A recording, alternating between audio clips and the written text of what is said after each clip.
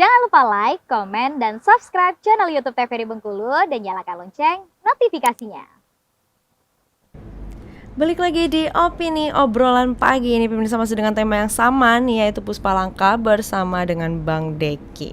Oke Bang, ini sekarang ini kita udah di penghujung nih ya. Nggak kerasa ya Bang ya. Kita udah cerita-cerita tentang Puspa Langka ini tadi ya.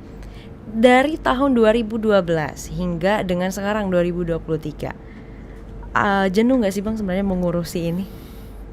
Pernah nggak ada di titik jenuh kayak, duh ntar dulu deh gitu?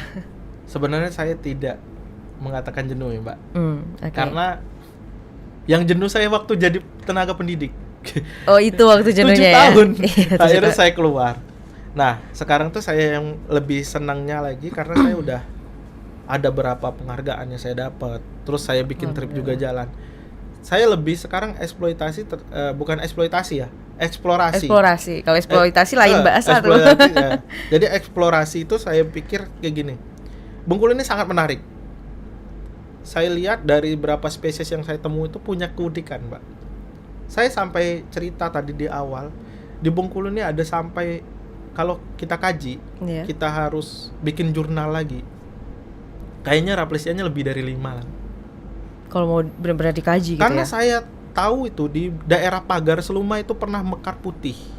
Putih warnanya? Putih, bersih. Oh, luar biasa itu. Nah, tapi kita tidak bisa nerbitkan jurnal karena saya bukan akademisi. Oh iya benar.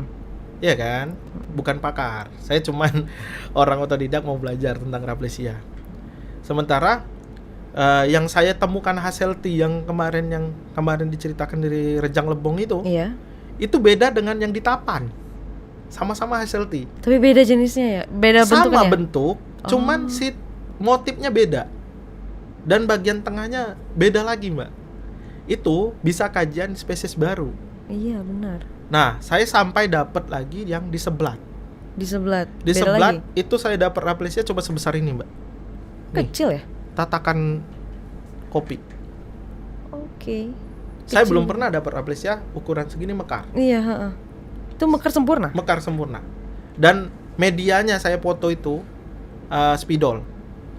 Jadi saya udah tahu dia fragma tengahnya cuma segitu loh, kayak gitu spidol. Nah, dari situlah Mbak, waktu aku pikir kenapa tidak raplesia ini kita kembangkan lagi, bahwa ini memang identiti Bengkulu dan kedepannya mungkin lebih serius lah. Iya. Nggak cuma mampang nama aja gitu ya. Terus saya bilang saya tidak jenuh karena sekarang saya lebih merasa ini memang enak berada di, jujur saja saya merasa begitu di hutan itu saya dapat bukan teman baru tapi saya ceritakan ini ada spesies tanaman yang baru, terus ada interaksi antara tanaman dengan hewan. Itu interaksi seperti apa itu Bang? Contoh ya. Iya. Mbak tahu bahwa biawak itu bakal mendekati si raplesia. Iya, karena baunya kata orang. Iya. Itu banyak yang tidak terekam. Oh, baik. Terus siklus si pengerat ini berperan di raplesia. Karena apa? Di dalam raplesia itu yang khusus betina itu ada bijinya, Mbak. Bijinya itu keras di bagian tengah. Itu melibatkan pengerat. Paling tidak tikus, tupai. Jadi bakal mendekat tuh hewan-hewan itu? Hewan itu mendekat, mereka ngambil, terus spesiesnya mereka ngelukai si inang tentrastigma, bakal ada terjangkit kayak virus, baru dia dapat kenop raplesia. Oh, seperti itu jadi. Tapi kalau si bunga bangkai tidak. Bunga bangkai itu bisa menumbuhkan dari daunnya sampai. Iya, katanya kalau kibut itu bisa ditanam gitu ya katanya. Iya, pertama kan umbi. Iya, umbi. Dia jelas punya umbi. Tapi dari Oxford University kemarin bisa numbuhkan dari daunnya, seperti cocor bebek. Oh, jadi daunnya juga bisa tuh. Berarti lebih gampang untuk tidak terancam punahan walaupun dia endemik Sumatera. Tapi si raplesia ini punya isu yang lebih keterkaitan hewan ataupun apa yang bisa menumbuhkan raplesia. Oh, seperti itu ya, luar biasa ya berarti ya. Oke, banyak juga yang ditemui di lapangan itu. Itu yang membuat tidak ada jenuh ya, malah waktu jadi pengajar waktu itu. Hal-hal yang baru itu Mbak. Hal-hal baru dan menarik, berarti belajar setiap harinya gitu ya. Terus faktor genetik juga itu sangat berpengaruh di raplesia. Contoh, di Kebun Raya Bogor itu 35 tahun baru mekar. Tapi karena gennya pertama raplesianya tidak bakal mekar, otomatis anaknya pasti kayak gini semua, Mbak. Kuncup dia. Oh, jadi tidak mekar juga ya? Genetik. Itu saya Genetik. tahu dari Bu Sophie Murdiati. Orang dari LIPI. Orang dari LIPI.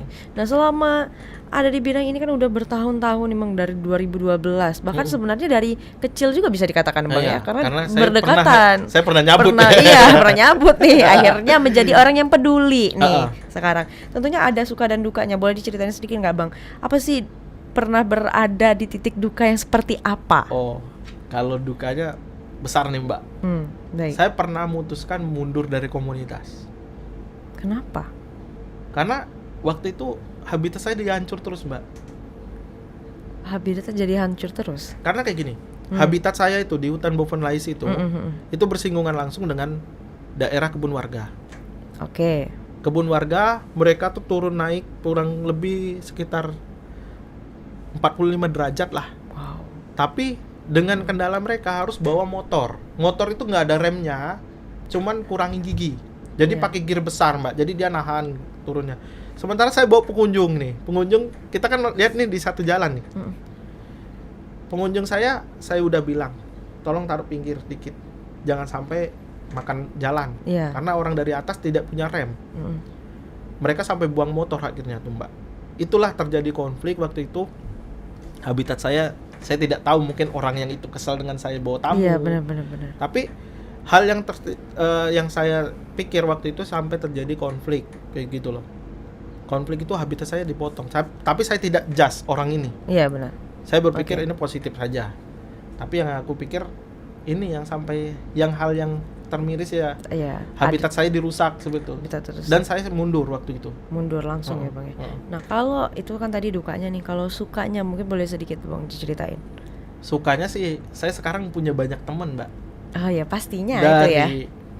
belahan dunia lain, negeri lain. Contoh, teman saya Chris Ilustrasi Botanical itu seorang ahli botanical di Oxford University. Saya tidak mungkin punya teman yang, kalau saya dari akademisi, saya bukan doktor. Saya punya teman dari luar lagi. Terus dari Los Banos ada namanya Adrian. Terus Mr. Pat. Banyak ya. Yeah. Jadi relasinya udah semakin luas nih. Nah, alhamdulillahnya ya Bang ya, ini semua berkat kepedulian Abang nih di konservasi. Boleh sampaikan sedikit nggak nih Bang, untuk para pemirsa juga mungkin yang masih kurang nih pengetahuannya mengenai hal tersebut, boleh sampaikan sedikit pesan-pesannya gitu. Kalau saya sih pikirnya seperti ini ya. Kepedulian kita terhadap konservasi khususnya Rafflesia ini sebenarnya lebih menghargai bahwa inilah warisan dunia yang diwariskan kepada kita, khususnya Provinsi Bengkulu dengan tagline pertama yaitu The Land of Rafflesia, dengan spesies Rafflesia yang ada 5 spesies sekarang. Mungkin tidak menutup kemungkinan kedepannya bakal bertambah, apalagi dengan Indonesia yang harus punya 16 spesies dari 25 spesies yang ada di dunia. Itu saya pikir ini sangat seksi untuk diangkat. Terus Provinsi Bengkulu punya 5 spesies, kenapa tidak kita menjaganya? Benar. Karena dulu orang menemukan Rafflesia itu kabur, tidak seperti sekarang. Karena isunya makin besar, Mbak. Dulu namanya cawan sekedai, yang dibilang orang cawan setan. Tapi kalau sekarang orang lebih mengangkat, oh Bengkulu ini kalau tidak berkunjung ke Bengkulu, kalau tidak lihat Rafflesia. Tapi kita tidak menghargai. Dalam artian kita tidak bijak dalam mengunjungi, contoh harus memegang pada saat berfoto. Ini yang kita harus edukasi dan konservasi di teman-teman, bahwa melihat Rafflesia tidak harus memegang. Baik. Tapi kita kaji adalah menghargai si Rafflesia ini harus tetap tumbuh dan tetap ada di hutan kita. Baik. Nah, itu tadi ya Bang ya, harus ditingkatkan lagi kepeduliannya. Abang terima kasih banyak ya Bang ya, karena hari ini sudah bersedia untuk mengedukasi kami di sini untuk sharing-sharing juga. Semoga nanti kedepannya ada waktu lebih lagi ya Bang ya, bisa sharing-sharing bareng kami lagi. Semoga kegiatannya berjalan dengan lancar juga Bang. Untuk pemirsa terima kasih banyak karena sudah menyaksikan Opini pada hari ini. Terus saksikan Opini pukul 8 pagi hanya di TVRI Bengkulu. Saya Utari Novadini mewakili kerabat kerja yang bertugas pamit undur diri. Sekian dan terima kasih. Wassalamualaikum warahmatullahi wabarakatuh dan sampai jumpa.